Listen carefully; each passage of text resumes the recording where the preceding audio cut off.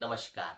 मैं आचार्य दीपक शर्मा आप सभी का एक बार पुनः भगवान महाकालेश्वर की नगरी उज्जैन से स्वागत करता हूँ। दोस्तों, आज हम जिस विषय पे चर्चा करने जा रहे हैं वह बहुत ही महत्वपूर्ण विषय है। आज हम चर्चा करेंगे श्राद्ध पक्ष, जो इस 2023 में अब कुछ समय में प्रारंभ होने वाले हैं। आज हम बात करेंगे कि श्राद्ध पक्ष में क्या करना चाहिए, क्या नहीं करना चाहिए और किस प्रकार से श्राद्ध पक्ष में पूजन आदि कर्म करना चाहिए और श्राद्ध पक्ष कब से प्रारंभ हो रहे हैं और कब समाप्त होंगे। तो हम बताना चाहेंगे आपको, हिंदू धर्म में सबसे महत्वपूर्ण होते हैं श्राद्ध।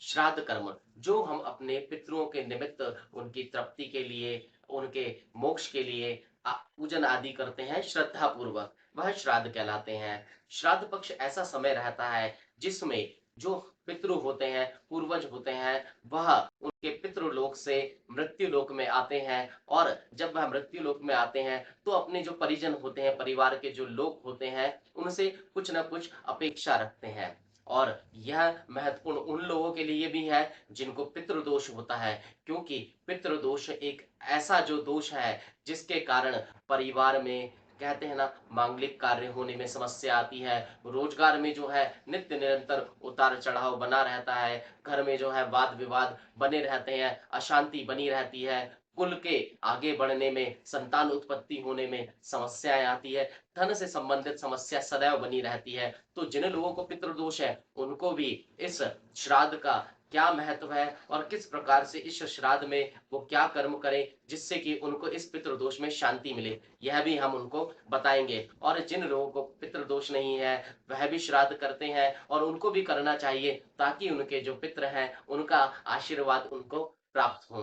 तो हम आपको बताना चाहेंगे कि श्राद्ध पक्ष में मुख्य रूप से 3 कार्य किए जाते हैं। सर्वप्रथम श्राद्ध करना, दूसरा कार्य जो होता है वह होता है पितरों के निमित्त तर्पण करना और तीसरा कार्य जो होता है पिंडदान करना। श्राद्ध अर्थात श्राद्ध पक्ष में अपने पितरों के लिए श्रद्धा से कोई भी जो कर्म किया जाता है, चाहे वो ब्राह्मण भोजन हो, उनके निमित्त दान करना हो, वह जो है श्राद्ध कहलाता है। तर्पण तर्पण पितरों की आत्मा की तृप्ति के लिए जो जल छोड़ा जाता है उसको तर्पण कहते हैं। तर्पण कार्य जो है नित्य श्राद्ध में या जो उनकी तिथि होती है, जिस तिथि पे देवलोक गमन हुआ था आपके जो भी पितृ पूर्वज हैं उनका, उस तिथि पर दोपहर के समय पर जल के अंदर तिल मिलाकर हाथ में कुशा की जो है अंगूठी पहनकर जो है जल से तर्पण किया जाता है।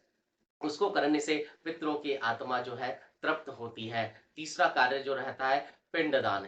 पिंडदान जिनको पितृदोष है या कहते हैं ना कि जो अपने पितरों को चाहते हैं कि उनका मोक्ष हो, उनको पिंडदान करना चाहिए। श्राद्ध जो का जो कर्म है, भोजन आदि, ब्राह्मण भोज आदि करवाना, दान दक्षिणा, ये आप अपने घर पे कर सकते हैं। तर्पण भी आप अपने घर पे कर सकते हैं, सरल विधि होती है, कोई बहुत कठिन विधि नहीं है। परंतु पिंडदान आदि जो है कहीं भी आप देव स्थल पे जाके जो है जो ब्राह्मणों द्वारा जो ये कर्म करते हैं उनसे यह करवा सकते हैं और यह करवाना चाहिए।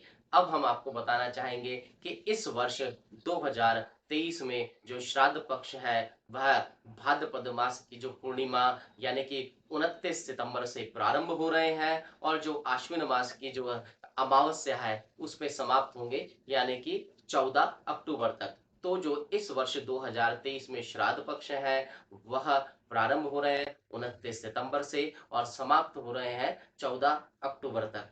तो हम भी आपसे कहना चाहेंगे कि अपनी इतनी जो व्यस्त दिनचर्या है उसमें से समय निकालें और जो भी आपके पितरों की तिथि है यदि ज्ञात है तो उस तिथि पे उनका श्राद्ध कर्म अवश्य करें। यह जो है आपके आने वाले जीवन के लिए, आने वाले पीढ़ियों के लिए बहुत श्रेष्ठ रहता है। और जिनकी कभी किसी को तिथि पता नहीं होती है कि किस तिथि पे जो है उनका देवलोक गमन हुआ था, किस तिथि पे श्राद्ध करें, तो वह जो लोग हैं वह सर्वपित्र अमावस्या के दिन अपने उन पूर्वजों का जो है श्राद्ध कर सकते हैं जिनकी तिथि उन्हें ज्ञात नहीं है। इसके अतिरिक्त यदि आप कुछ भी हमसे जानना चाहते हैं तो आप हमें कमेंट बॉक्स में जो है वह लिख सकते हैं, हम अवश्य ही आपको उसका जो है समय अनुसार जवाब देंगे। और आप सबसे हम कहना चाहेंगे, यदि आपने हमारे इस जो चैनल को सब्सक्राइब नहीं किया है तो इसको अवश्य सब्सक्राइब करें, क्योंकि आपके द्वारा ही जो प्रश्न आते हैं उसी विषय पे हम जो है ये वीडियो आपके लिए बनाते हैं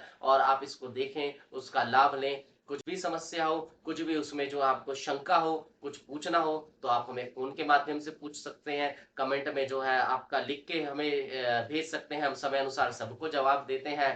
तो आप ये कार्य कर सकते हैं और आप सभी को एक बार पुनः जय श्री महाकाल, नारायण, नारायण।